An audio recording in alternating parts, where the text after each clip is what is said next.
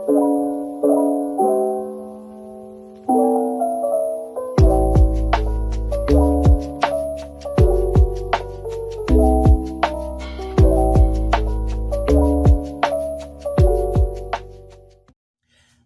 guys. Morning. Happy January 1st.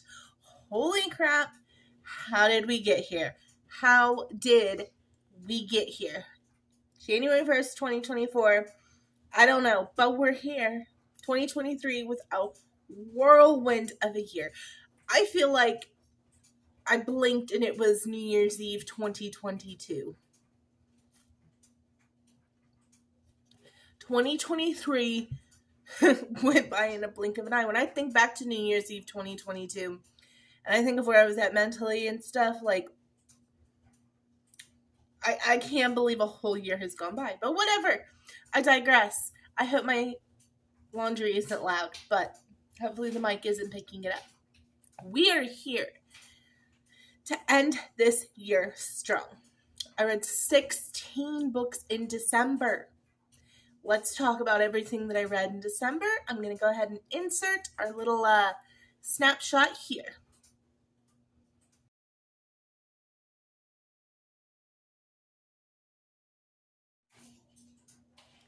There you are, 16 books for the month of December. We started the month with that Nora Roberts Dragonheart Legacy series I was reading. I read book 2, The Becoming, and had every intention, if you look back to my 10 books I want to read before the end of the year, I had every intention of finishing that series. Didn't happen. I think I'm going to DNF that series. It's not bad. I think that I gave both the first 2 books 3 or 4 stars. Like, I think they were between a 3.5 and a 4, probably like a solid 3.75. I like them. There's just too many other good things. I may eventually finish that series, but right now, which I'm going to go into on Saturday's video, what my TBR is looking like right now, we're going to do a detailed look at it because it is strong and I really want to put a huge kink in it this year. I should have my everything that I got for Christmas haul up on Wednesday morning, and you'll see why my TBR is as strong as it is right now. But I digress. I think I'm DNFing this series. I'm sick of forcing myself through books that I'm really not into. And I might do a video too on things we're leaving in 2023, like book things. And if so, that would be my number one book thing, would be not DNFing a book or a series and pushing through when honestly I really should throw in the towel. And I force myself into things that I'm not enjoying. And then what I'll end up doing is I'll either skim it or just not really pay attention and be knitting or working or doing a spreadsheet while I'm reading it or listening to it. And it's just a time suck. I'm going to get better at DNFing books. That is one of my biggest 2024 goals. The second book that I read was Everyone Here is Lying by Shari LaPena. That one was talked about so much on TikTok, and I waited a solid 4 months on hold at the library for it before it finally dropped, and I was so excited. And I was like, this is going to be my thriller of the year. Everyone on TikTok talks about it. It was good. I was expecting great. And it wasn't, oh my gosh, mind-blowingly great to me. I've read better thrillers recently. So it was good though. It was a 4-star read for me. There was a lot of 4 stars in December where I don't know if I was like chasing something, but they were good and they fell the ittiest bittiest bit short. That was a theme in December for me this year. The next book was Same Time Next Year. It is a Tessa Bailey novella on Kindle that is about New Year's Eve. She is big on a themed read. I read 2 of her themed reads this month. this was the better of the two, and it was the novella. I enjoyed Same Time Next Year. It was hockey based. I think it's her first delve into hockey. And I really enjoyed this book. I really liked the main female MC. She was spunky and loud, and she didn't take anybody's shit, and she's like, I really liked her. She wasn't just small and soft, you know what I mean? Which Tessa Bailey can sometimes do. So I really, really liked her main female MC in the Same Time Next Year novella. If you're looking for a super quick, super vibey New Year's Eve read, I highly recommend Same Time Next Year by Tessa Bailey. We jumped from that one into Stardust in Their Veins. This is Laura Sebastian's book 2 in that Castles in Their Bones series.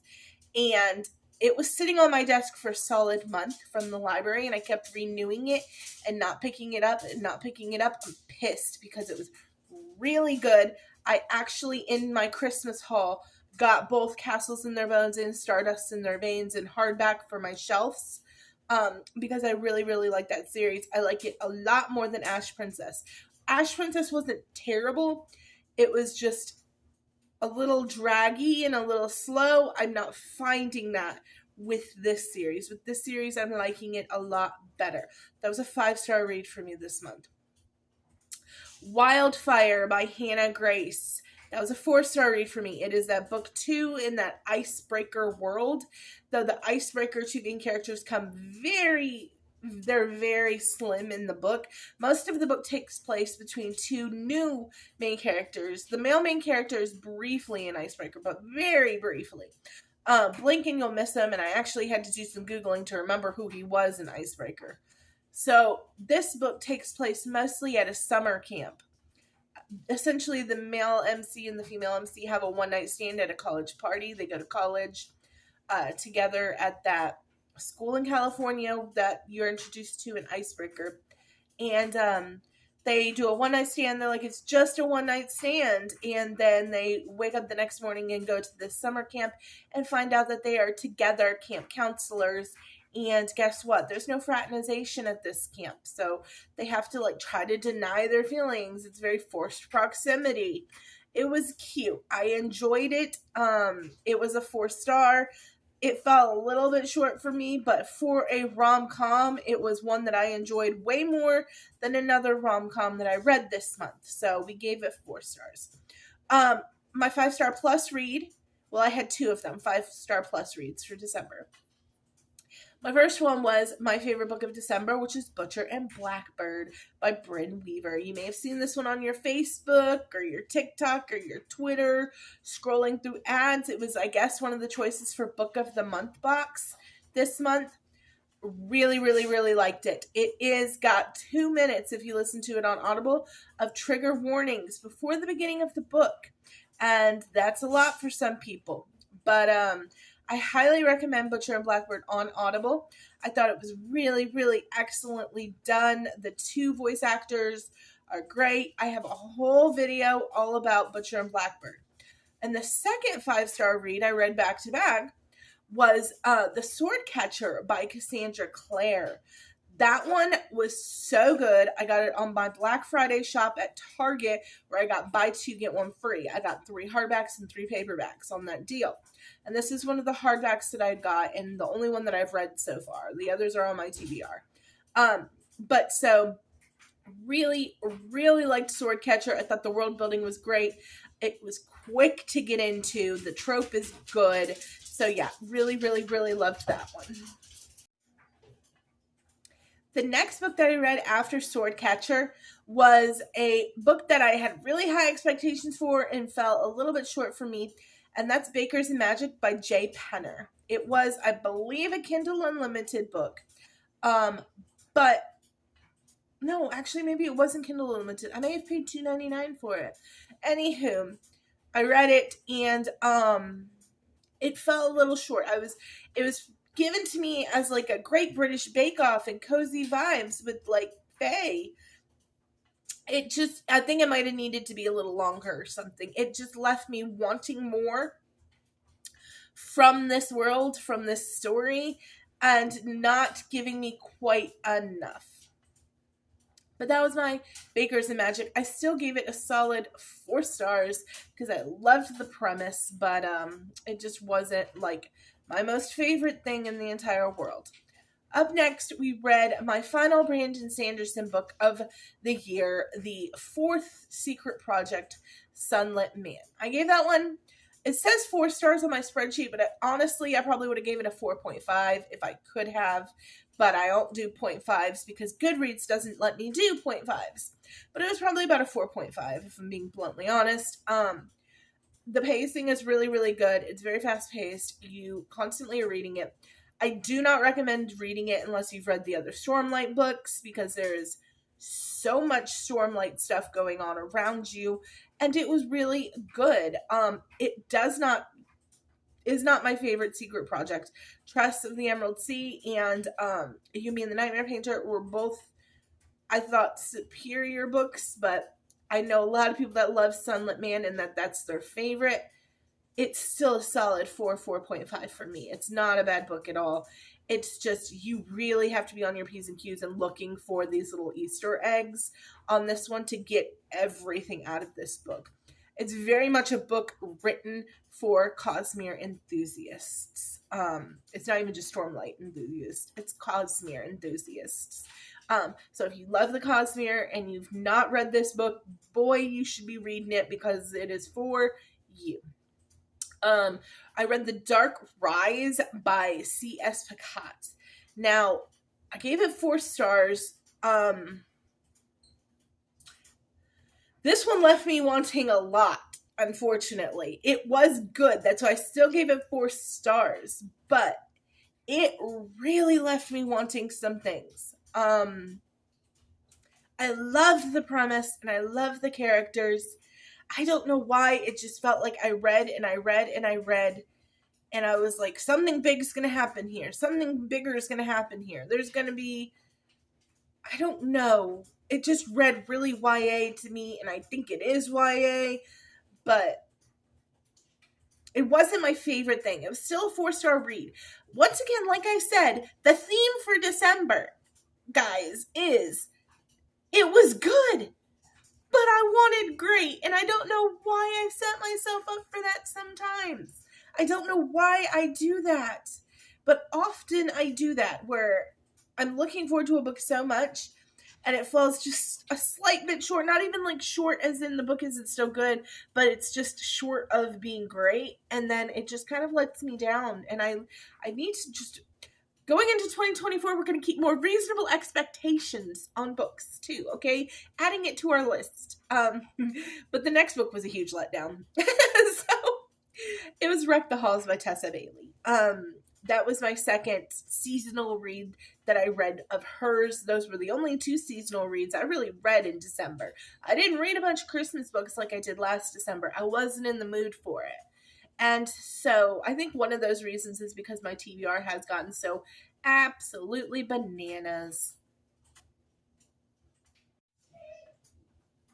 So yeah, with Wreck the Halls, everything that I loved about Same Time Next Year by Tessa Bailey, it just kind of missed. I didn't love the female character kind of personality. She was very small and awkward, and that just wasn't my favorite thing. I didn't find the male MC endearing. It was like a music mogul kid forced proximity trope, and it just... that one fell flat for me, and it was one of the only Christmas reads that I read, so that really sucked that it fell so flat for me, and I really hate that. The next book I read was a shocking 3-star read, and that was The Night Circus by Erin Morgenstein. That was another one I'd had on my TBR for a little while and was really looking forward to it. And I might be slightly unfair giving it only 3 stars because it probably is closer to like a 3.75 or a 4. But it was such a letdown from my expectation that I ended up giving it a 3-star, unfortunately. It was slow for no reason. It took what felt like a zillion years for the plot to get going on that one. it spent way too long not knowing what was actually going on. Like, that was kind of its trope. You don't really know what's going on. And I don't like that trope. I just don't. I want answers, and I need them to fill my plot holes pretty quickly. So it just wasn't as good as I had hoped for. Gwen and Art Are Not in Love, however, by Alex Croucher, was a surprising 5-star plus read. I loved that book, and it almost was my favorite book of December, but I read it really late in December, and I had already decided that Butcher and Blackbird was my favorite. And Butcher and Blackbird was better than this book, but it just had me kicking my feet so much that I just loved it. Gwen and Art Are Not in Love is basically Arthurian, not lore, but like an Arthurian time frame in Camelot, but Guinevere is into girls and Art is into boys, and they have to pretend to be together and get married, but they're honestly in love with other people, and it is so freaking cute, and I absolutely loved it. It is YA. Actually, I don't even know if it's YA, but it feels pretty YA. It may not be YA though. But it definitely is LGBTQ, and I just loved this book. I recommended it immediately to my friend who has an LGBTQ plus book group. I was like, you guys need to read this book. It is flippin' adorable. After that one, I read Blood and Moonlight by Aaron Beatty, and I really, really liked that. It is a period murder mystery thriller. There is a serial killer in this, like, I don't even know what the time frame is on it. I guess like 1800s town, and it's good. You're trying to figure out, along with your main male character and your main female character, who the serial killer is. You've got all these clues and all of these like characters and people running around, and it does multiple times. Do you think you have it figured out when you don't? And I was actually wrong on this one. I had a very strong feeling on who it was, and it was not that person. It really threw me for a loop.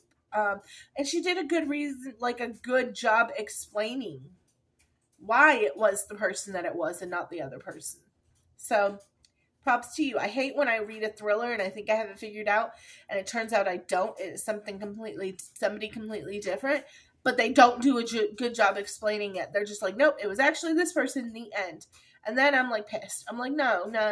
You tell me how. Tell me how the clues connect, because that wasn't who it was supposed to be. You just decided to change it at the last minute. You wanted people to think it was somebody else. You made us think it. Anywho, one of my pet peeves with thrillers is changing up the killer at the last minute, and it's not somebody who should have been the killer or fits the bill. After that one, we have To Shape a Dragon's Breath by Moniquel Blackgoose. It's a really, really good book. It's LGBTQ. It is very, it's by an Indigenous author, talks a lot of Indigenous rights, and kind of, it's very like, how can I describe it? So it talks a lot about the difference in your typical not white, but like it's heavy issues. So I'm trying not to like say this incorrectly, but like a lot of connections between Indigenous Americans and the colonizing Americans. There you go. Let's go with colonizers and the Indigenous people. And it's got to do with the Dragon College, and it's really, really good.